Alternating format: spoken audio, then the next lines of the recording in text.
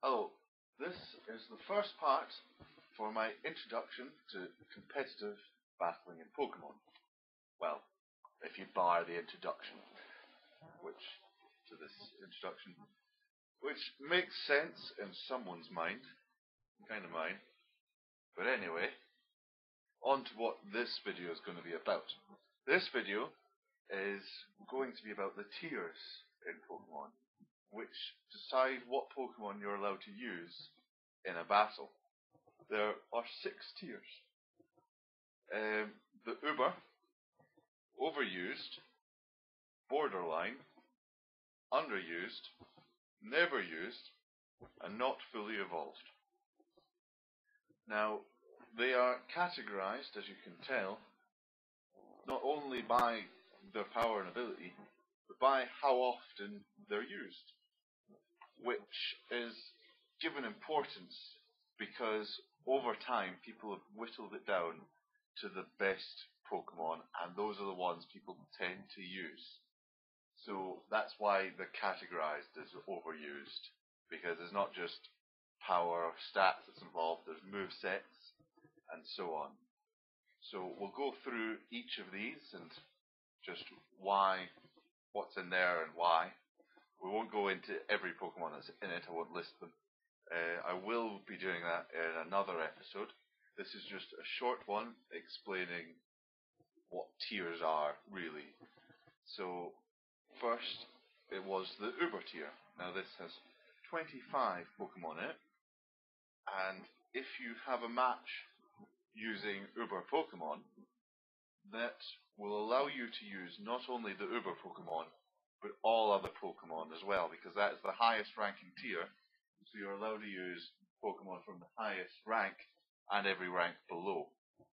So you would be able to use the legendaries that are in there. I mean, the Uber is mostly made with legendary Pokemon, but it's not limited to legendaries, and legendaries aren't defined as being Uber. There are some legendaries that are not considered Uber, such as Entei, which is obviously a legendary, and it is in the overused category, if I'm correct. Well, it's definitely not in the Uber category. And then there's Pokemon such as Wobbuffet, which is in the Uber category, and it's quite clearly not a legendary. So the defining feature is not its legendary status, but simply how powerful it is. And Uber Pokemon are considered so much more powerful for whatever reason, such as their actual stats or their moves that they learn or whatever, that they just can't be categorized with other Pokemon. Now from here on down, it is by usage. Now most battles are using overused Pokemon. Overused has 48 Pokemon in it, though you're allowed to use all the Pokemon that are below overused as well, so you don't have to just stick to them. However, as most people would note, if you're not using someone in that, if you're filling it up with people in lower categories, for Pokemon in from lower categories, you're probably making an error in some way or another. So you probably missed a Pokemon that would be much more suited to that spot in your team, because this is just whittled down over time. I mean, it could be that you found a tactic that works with a different Pokemon, but honestly, it seems kind of unlikely at this point. It's been going for a while, and people have really fine-tuned this right down to the overused. So most people's Pokemon are within that 48 number. The next one down the list is Borderline.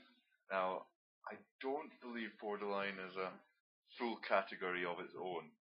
I think it's Pokemon that are kind of iffy and wavy in between overused and underused. And I was reading on one of the forums that they're wanting to get rid of it, but I don't know how accurate that was. So maybe that was completely made up. But there are only 10 in it, so I don't see much need for it. But it exists there. You can have borderline. Then there's underused. Underused Pokemon, that's 53 in that category. They're hardly ever used. You do see them in teams now and then, but it's very rare. There you can have matches using underused Pokemon, but that means you're not allowed to use any one above the underused category. So that's that list. And there's never used. Now, never used is obviously the lowest ranking really, because no one bothers with them, as you can tell by the name, never used. There's 167 in there, so it's not going to be a great use Pokemon. If you've got one of them in your team, you're probably going to lose unless you're playing a specific match trying to use never used Pokemon.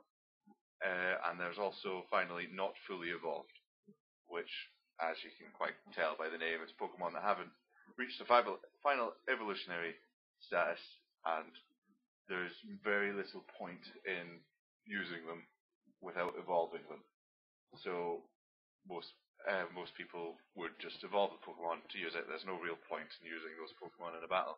However, there are a few exceptions. I did know one, but it's gone from my mind. I'll put it down in the description. But that their stats are so different from the lower evolutionary status to the next evolution that they can be useful on their own, or their moves, they can learn a different move that make them slightly better or slightly more different. Things like that can alter and make a not fully evolved Pokemon actually be in a different category and not in the not fully evolved category. And that's the basics of the list. As I said, this was just a quick video. The next video is going to be on the rules and so on. However, if you want more information on these lists, the main website used is www.smogan.com, which is Smogan University. The link will be in the description. It has on its front page links to Diamond and Pearl, and in there you'll be able to see the tiers, which will tell you what Pokemon are in what tier, so which Pokemon are Ubers, which Pokemon are overused, and that will allow you to know that you've got legal Pokemon in your match. So if you're going into an overused match and you've got Wobbuffet in your team and the guy just switched off his DS, you know why. Because you used an Uber and you've just kind of ruined the rules of the match. So they're down there to really make the game more fair and just people not using the exact same Pokemon over and over again. So you can change the rules, so you can say we're using Ubers and that will allow you to use them. We're using overused or we're using underused, and that will allow you just to change up your team and play with different varieties of Pokemon, and stops you getting too bogged down in replaying the same match over and over and over. You get the idea. So quite good categories. You should look at them. They've been well fine-tuned with over the time. So really take note, and that'll be good. And as I have said in my introduction, that I am new to this game. I am new to competitive battling.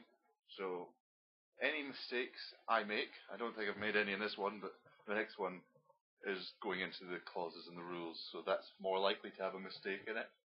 But if you do notice a mistake in any of my videos, please leave a comment or send me a message and have a source where you got that from and why hopefully an explanation, or if your source doesn't have an explanation of why that's a rule, and I'll get on to correcting that by putting a little annotation and something in the description for the video, as well as hopefully making a note in the following video that after finding out what I've done wrong, so that I'm able to tell people whoops. So yep, and currently this information is what I'm going through, as I said in my introduction video, is all going to be for Diamond, Pearl, Heart Gold, Soul Silver, Platinum, because I just haven't got to black and white, and also the categories haven't been set for black and white, so there aren't an Uber category in Overused or anything yet for black and white. So, I mean, if you're watching lots of black and white Wi-Fi battles, which I've been, you can see people using Ubers in there and things like that, because they've not actually been categorized yet. So it's really up to the two individuals to try and work out who they're not going to allow and who they are going to allow. And at the moment, I think, because it's so new, everyone's just allowing everything and they're all getting used to it. And personally, judging by the frequency of some of the Pokemon there, I can really see them looking like they're probably going to hit the Uber list, because it's just, I've watched I don't know how many battles where it's been the same Pokemon over and over and over, and it's just getting, personally, I really enjoy watching the black and white battles. It's getting a little bit tiring seeing the same guys appear every single time. I was really hoping to see a bunch of the new Pokemon and a bunch of the new moves and new differences, and now I'm just watching the same thing over and over. So yeah, I think like we can look at them and see some future Ubers. But currently there's no list. But as I said, this isn't really going to go into black and white. I'm just going to go for Heart Gold, Soul Silver, and when black and white come out, and when things start to change, I'm going to try and cover those changes on this channel. As I said, it's going to follow me learning about the game, learning the rules, and really seeing if I can actually get good at this. It's going to be a challenge, I won't lie to you. But I'm really looking forward to this, and in fact Black and White has been really looking forward to getting a competitive battle in for that game.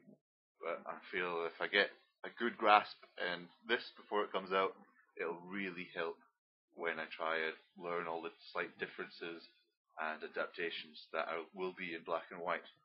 So it'll give me a little bit of an edge when I try and move into it from what I would have had.